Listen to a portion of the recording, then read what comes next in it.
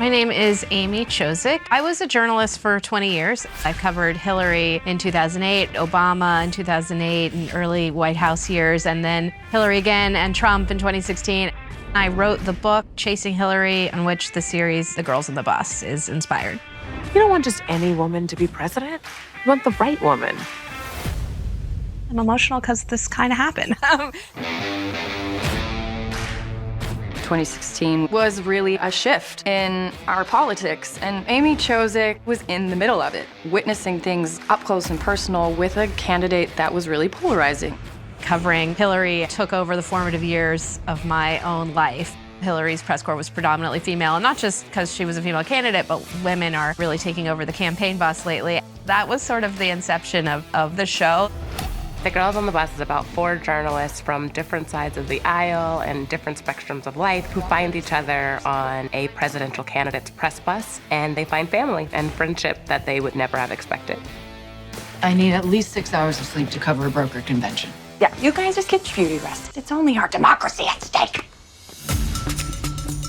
Sadie McCarthy is a reporter with a capital R. She is working her dream job at the New York Sentinel, which is our version of the New York Times. She is following a primary campaign. The geriatric, the ultimate elder statesman, the action star. 46% of Americans would vote for him regardless of party affiliation. The hot white guy, this little-known Kansas mayor, is polling dead last. At least I was enjoying the view. And Felicity Walker, the first woman with a real shot at the White House. If you wanted to give me a quote, I don't. Thank you. It doesn't have to be now. You must be exhausted. My vision for this character comes from my experiences covering candidates. From the get-go, Amy and I would go on hikes. She gave me books to read. Melissa read What It Takes. It's like 1,000 pages on the '88 race. For political journalists, it's like the Iliad. Richard Ben Kramer fell in love with every candidate in '88. Theodore White actively wanted Bobby Kennedy to win.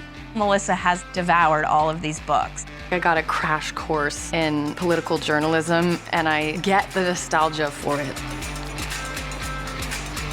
Hey, whoa, hey, there she is. What time is it? Almost 7. Did you spend the night here? I was working. There's this idea that there's like the elite media. In reality, it's a very unglamorous, really hard thing to do to live out of a suitcase. The road is my home. We've been able to get such incredible details from Amy on what it is to live this life. Every little detail from like the girls hoarding the turkey sandwiches. We never knew when we were gonna be fed again, so we were always like hoarding food. Where'd you get that sandwich?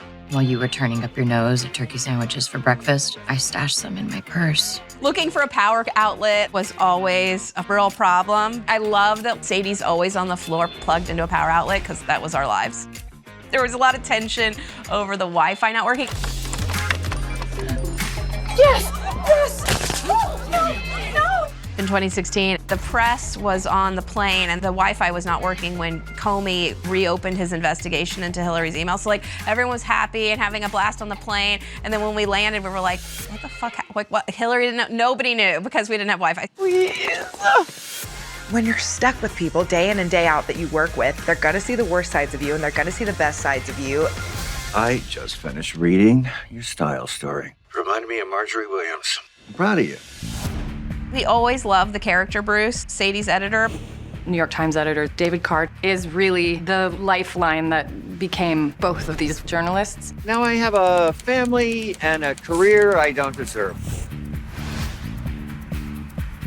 The Sentinel has been sending reporters to cover wars, genocide for decades. Don't shit on what old school reporters do. What are some other Easter eggs? They're all over. They're really fun. They were never gonna let me be president. You're having coffee with Gayle King. I did a profile on her a couple years back.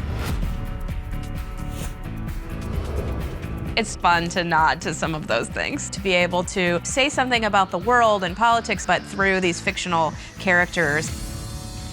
I just don't think it's possible to be objective in anything. If you're saying I can't be objective, you're saying I can't do my job as a journalist. The only reason Objectivity even exists is because white guys used to cover other white guys and nobody had any fucking skin in the game. It's such an interesting time to write about journalism. The extremes have their place. Half of the country is screaming into an abyss, and the other half is just too tired to scream at all. Every major newsroom has tried to be more online. Your girl is back because it is caucus night here in Des Moines.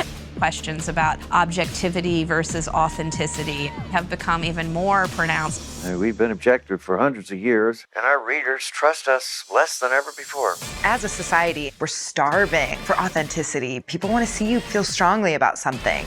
There's a very traumatic turn in the political race in our show, and the girls grab each other's hands. And I remember on election night at the Javits Center, Andrea Mitchell taking my hand, you know, when the Rust Belt was falling. And things like that have informed the world for sure. What's lovely about all 4 of our women is they each take turns screaming at the world, and they get mad, and we don't judge them for it.